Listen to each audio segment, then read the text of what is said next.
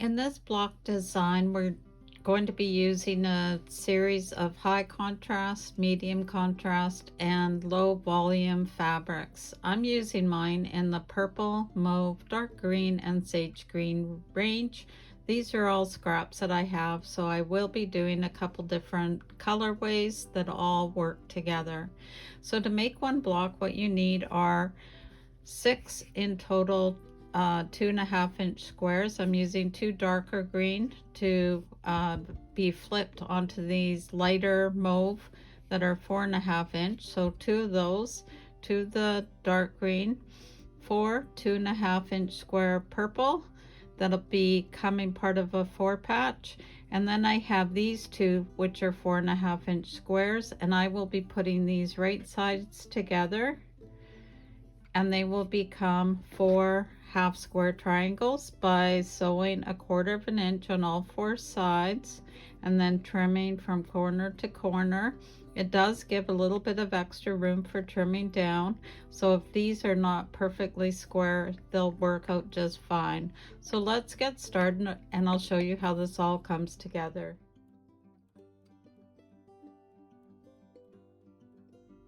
So first up is making the 4 half square triangles. So as I mentioned, we're going to take 2 4.5-inch squares. One is the low volume, one is what I call the medium contrast, right sides together, and I'm going to sew 1/4 inch all the way around. I run off the edge, then I pivot, and then I run down the other edge. I do that on all 4 sides, so let me do that and I'll be right back. So you will notice I have stitched it, and I did put this under the iron and I gently pressed it like this, and what this does is it forces the stitches to go into the fabric and it helps it lay a little bit flatter. Then what you do is you go corner to corner, so wherever these are intersecting, here and here, and we're going to cut that there and then rotate. I had my rotating mat and it might help here, but I don't. And again, corner to corner, and there we go. We have 4 half square triangles. What I'm going to do is I'm going to press it to the dark like this, and then if you lay this over a ruler, you would see that they have a lot of extra room for your 2.5-inch here.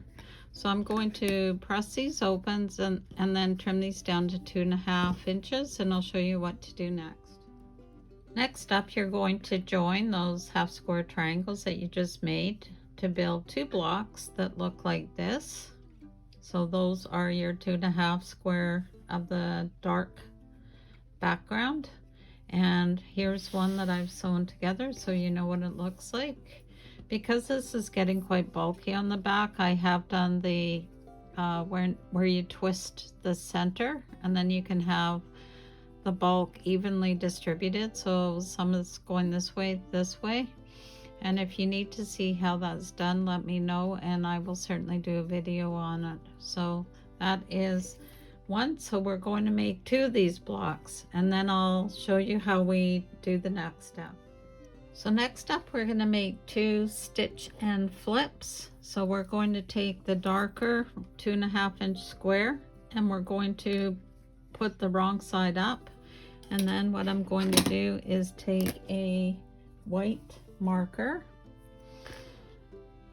and mark from corner to corner on the diagonal. I don't know what you use for white, but I really like the Sew Line pencil that I have. I have the 3-color one as well, but this is, I know when I'm grabbing this one, it's always going to be white. So once we have this marked, I hope you can see that on camera, you're going to line this up in the corner. And what I do is I actually tack it with a little bit of glue, because I find that holds better than pinning, and then I will sew just on that side of the line. So when you press it open, it'll look like this. And what I've done is to take away some of that bulk is I've taken my ruler, lined it up on the 1/4 inch seam and cut that off. The balance of that can go into my quarter triangle bucket, and I'll use it for something else. So we're making 2 of these now. So let me finish that and I'll be right back. It really helps to string piece these. I did these in one long stream. These are all trimmed, ready to go. So when you open these up, you want to press them to the dark side like this. I'm leaving that string attached. And then I will do the same over here. And then what happens is I want the lights facing towards each other. So now by flipping these like this, we get these nice locking seams. So I will pin this, get this all prepped, and then I'm going to stitch it along here 1/4 inch, do the second block, and then I'll show you the final assembly. So this is how the block will come together. These are the ones we just put together, which are the 4-patch, and then the 2 with the stitch and flip, with the dark facing towards the outside. With this, you want the HSTs facing in this direction. I just wanted to show you how this looks by doing the twirling in the center. It makes it lay very flat when it's pressed. I do use a clapper, which helps as well. So I'm going to join these together and then I'll show you what it looks like. And then there's only 16 more to make a baby size quilt. Before I join these last 2 sections together, I want to make sure that I'm pressing the seam towards this more full body section, and that way they will nest in the center. And again, you'll be able to get some really good matching done if you do it that way. So I will take care of that and I'll see you in a bit. Using fabric from my collection, I was able to make 4 that look like this with the lighter mauve in the corners, and then I was able to make 12 that have a darker or mid-tone green. I think they'll all go together fairly well because they are opposites on the color wheel. So putting that together, I've also decided to do a version of a piano key where I'm using 2.5 color grunge background with some of these leftover blocks, which 2.5, and these are 1.5 by 2.5 sewn together. And then in the border, I will be using a combination of a grunge background, and then also I have some of this yardage left over. The pattern, once it's assembled, will look like this. So these are the piano style blocks that I will be constructing, and then this is actually this fabric here, and then these are the blocks 4 across and 4 down.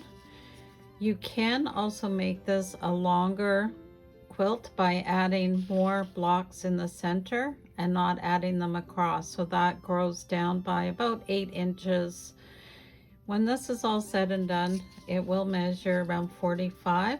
And people ask me why I'm always making square quilts of a certain size. That is because that is the size that I like to donate to a program in our neighborhood.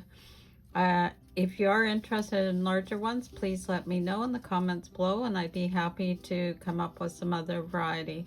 So what I'm going to do is I'm going to lay out these larger blocks and sew them in rows, and then I'll check back with you.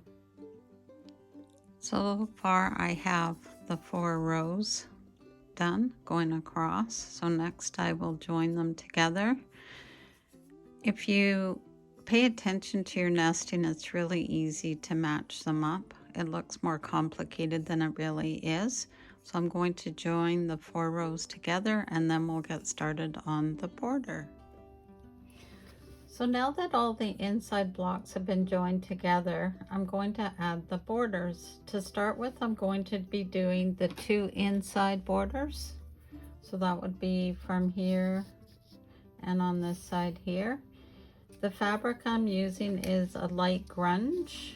It's hard to see it on camera. And it's to add a little bit of openness or to give your eyes a rest when you're looking at the quilt, because it is quite busy. So the fabric strips you need are 2, and they will measure 3.5 inches wide by 33 inches. So I measured my piecing in 3 places, so from top to bottom, and my average is 33 inches. Depending on how accurate you are with your piecing, this figure might vary a little bit. So let me go ahead and do that, and then I'll show you what's next. Next up, we need to make these, what I'm calling them, key sections that go on each side. And there's 2 of these per side. And how you make them up is you're going to sew together 2.5 inch background square together with a high contrast 1.5 by 2.5, and sew it together like this. I've made 3 of those, and then I'm going to join them together, and then I will end with another 2.5 inch background strip. So I'm going to make 2 of those for one side, then 2 for this other side, and then I will figure out the size of the fabric that goes in here, and that will complete these outer side borders. So let me do that and I'll be right back. Okay, so I've got the 2 sides done on the borders, and next I'm going to be adding the bottom and top 2 borders. So the inside ones are to measure 3.5 by 43.5 inches. Once those are done, then I will be working on constructing these similar to how the sides were done. They're just a little bit longer. So let me take care of that, and then I'll show you what we look like. Okay, just showing you the bottom and top borders are now done and sewn together. I've joined them with the 3.5, which will face towards the quilt here. So in essence, this should be turned around. So this is 3.5 by 43.5 inch long, stitched together with a 7.5 inch background, our 3 keys. The center green is 10 3/4, which is the same measurement as on the other 2 sides. Then finishing off with 3 more keys, and again the 7.5 inch background. So what I will do is join it here to the rest of the quilt, and then I'll be right back and it's all done.